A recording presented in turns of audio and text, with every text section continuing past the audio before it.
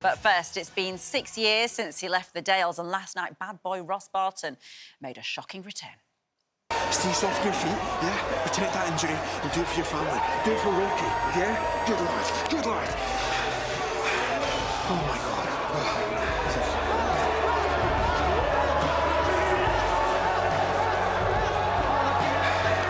Another guy. What about him? It's Ross Barton.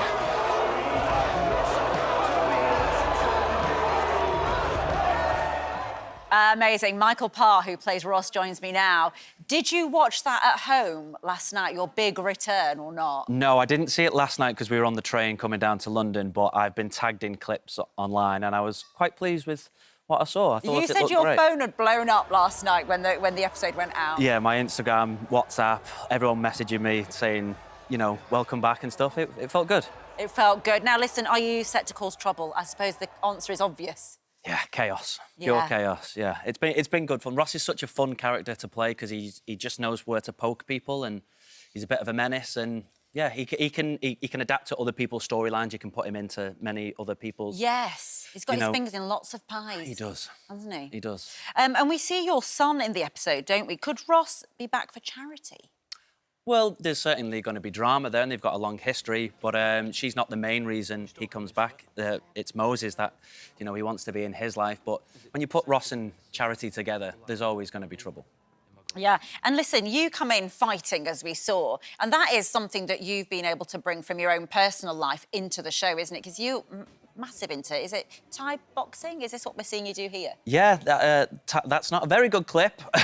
Better ones, please. But yeah, it is my favourite sport. I've been doing it for quite a long time. I'm not really into like team sports. I prefer like the one-on-one, like tennis or martial arts. But Muay Thai and training at the Bad Company gym in Leeds, which is really close to the studios, it's perfect for me. And so is this a sort of coincidence that your character is this big, or is that partly because they knew you can do it? That's a good question. I don't know. I don't know if they wrote that in because they knew I could do it. I don't think they did because other people have had like similar storylines. I think it's just one of those things that it just lends itself to, you know, me being able to do it. So now they're making the most of it. Yeah, and we've got an exclusive look at tonight's episode. Should we do that? Let's see. You're leaving here in a body bag. Right, no kicks, elbows, grappling and no biting. Any of that and you're out. Let's go. What took you so long? Is that Ross? Now, knuckles up. Fight! Can't do that. This is going to turn into a bloodbath. Well, how do we stop it?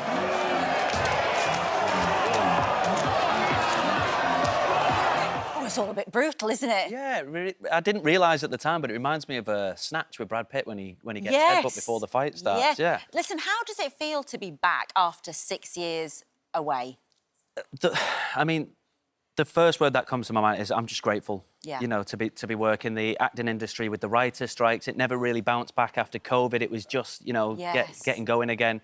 And there's a lot of actors out of work, so I just feel grateful to have a job at the minute, to be honest. Yeah. But Emmerdale is such a fun place to work because everybody's really nice. And are you different now as a person to the one who started in Emmerdale in your 20s? Is it different coming back? Are you, in your life, a different sort of person? Oh, yeah. Like, when I first got the job, it was all about, like, being in the nightclubs, and now it's much more about bedtime teas and getting an early night. I'm not the same person at all. Because you've just grown up, I suppose, in that time outside of the show. Yeah, well, it was 11 years ago, you know, like your mid-20s. Like, now as I approach 40, you know, it would be really sad if I was trying to be in the club, in my opinion. Anyway, not that there's anything wrong with the people who still want to do it, but I've got all that out of my system now. And how is it now, I mean, with sort of social media and things like that? Because I suppose, you know, as you say, your phone was blowing up and stuff. Do you feel sort of that you want to immerse yourself back in that world again of being in social media and all of that sort of thing? Or are you a bit more sceptical about it? It's a really hard relationship to navigate. I wanna be involved because, one, I think it's beneficial to my career to have a social media presence. I don't want to ignore the fans of the show that have helped, you know, boost my profile, and, you know, and I never get anything negative online. It's very rare that I do, so I don't want to ignore people, but then also the negative aspect is that I find myself being addicted to it, and I'm constantly searching for my phone and looking for validation from people that I don't really know.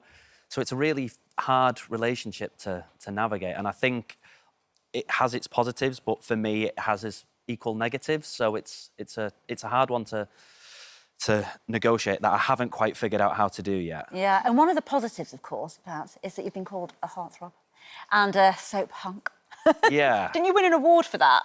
I did win an award for that, sponsored by Iceland in 2013.